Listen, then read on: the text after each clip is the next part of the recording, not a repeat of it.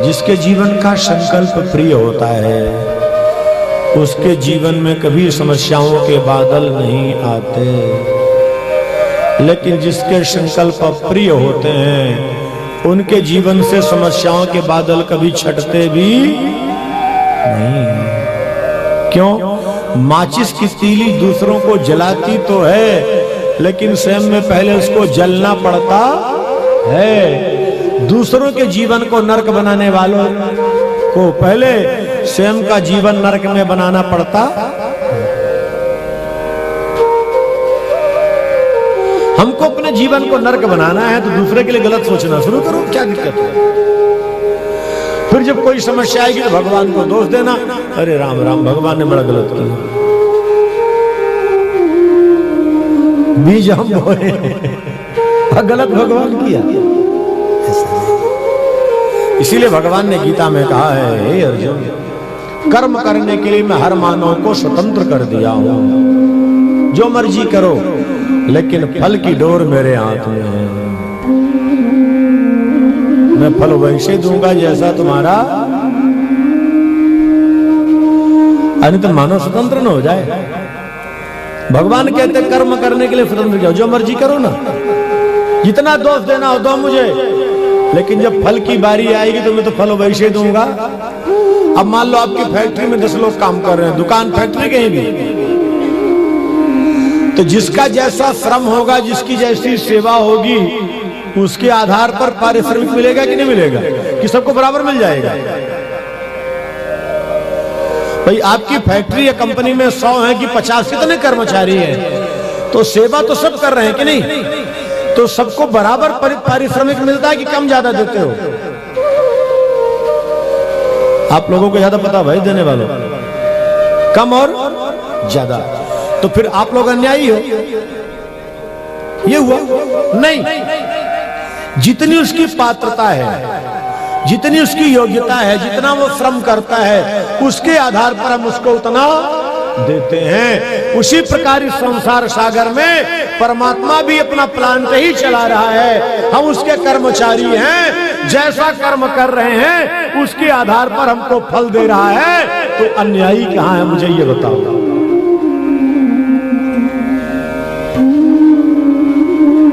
हमारा जैसा समर्पण है, जैसी सेवा है, जैसा भाव वैसा फल दे रहा है, इसमें उसका क्या दोष है?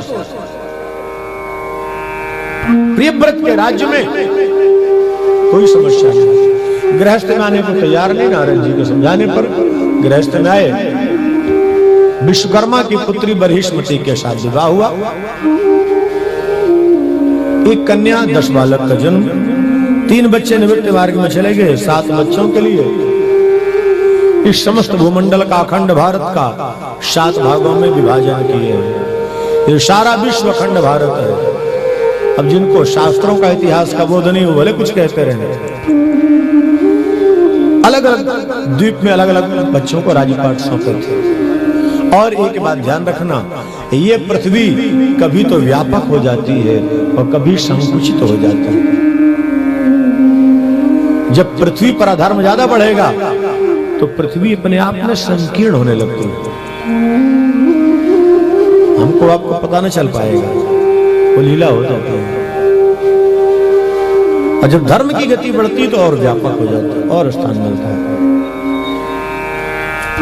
अभी आज कथा में आने पहले एक भक्त का बार बार फोन आया मेरे पास। मैं कहा क्या हो गया इसको? बोला सुरक्षित तो है। हमने कहा क्या हुआ? अरे बोलो दिल्ली पानी में बह रही है, आप कहाँ हैं? हमने कहा उसी पानी में हम भी आनंद ले रहे हैं।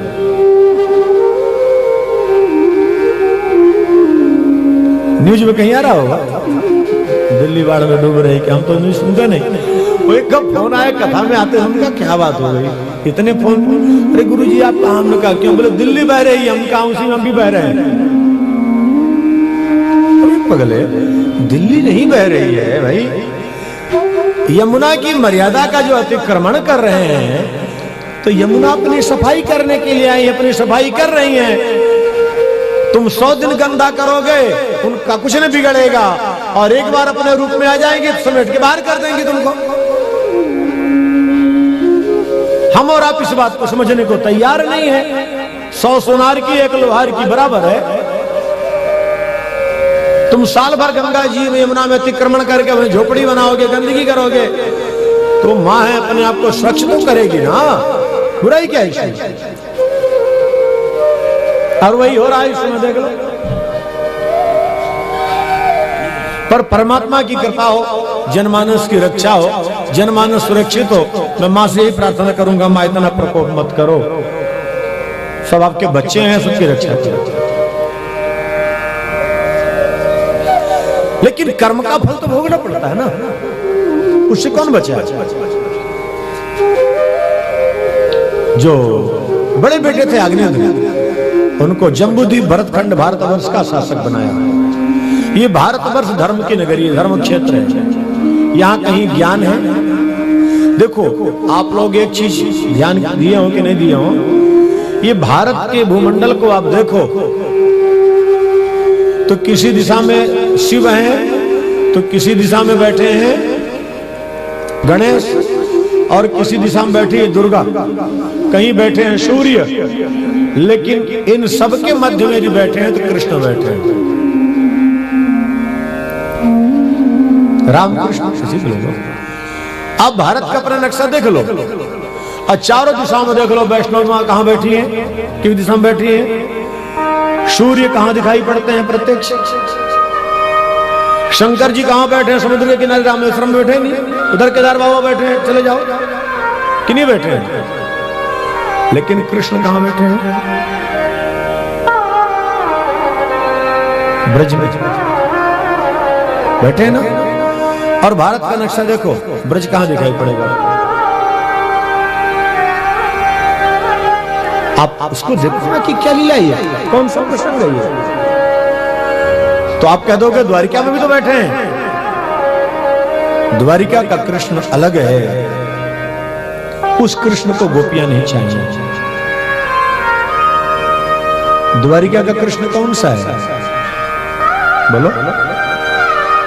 और वृंदावन का कृष्ण कौन है? इसमें अंतर क्या है? कृष्ण वही है पर अंतर है। इस अंतर को अभी बता दे, रहने दे, रहने दे, रहने दे। बहुत सूक्ष्म और बहुत बड़ा अंतर है। वृंदावन का जो कृष्ण है माधुर्य का है, किसका है? और मथुरा और द्वारिका का कृष्ण ऐश्वर्य का है। और इसका अंतर कल की लीला में जितना हो सकेगा आपको समझाएंगे। तो प्रशांत बिहार वाले हमारे हर बार बुलाते ही हैं, इसको समझो। माधुरी का कृष्ण कौन है, क्या करता है? महाभारत कराने वाला ऐश्वर्य का कृष्ण है, माधुरी का कृष्ण महाभारत नहीं कराया है। इसीलिए गोपियां कह दी हैं मुझे वो कृष्ण नहीं चाहिए। और उस ऐश्वर्य की कृष्ण को जब आनंद लेना होता था, कौन से स्वरूप का? माधुरी के स्वरूप का। उसी प्रसंग पर अट्टालिका की लीला जो थोड़ा सा बताए थे आप लोगों को, मथुरा की लीला सुनने वालों, मथुरा की जो अट्टालिका की लीला कृष्ण की है, कभी उसको भी सुनना। समय रहेगा तो परसों यहां बता देंगे, नहीं रहेगा तो कोई बात नहीं, तो समय के आधार पर चलेंगे भाई। लेकिन इतना जरूर कह रहा हूं कि जिस कृष्ण की बात करते हो, जिस मथुरा में आप लोग जाते हो, जन्मभूमि में, द्वारिका में, द्वारिकाधीश अच्छी बात है, जाओ। लेकिन कृष्ण की जो लीला मथुरा की अट्टालिका की है, इसको जरूर एक बार समझ लेना, ये कौन सी लीला है, किस कृष्ण के लिए। क्यों खाली गोपियां नहीं रोई हैं, जितना गोपियां रोई हैं उतना ही कृष्ण रोए हैं।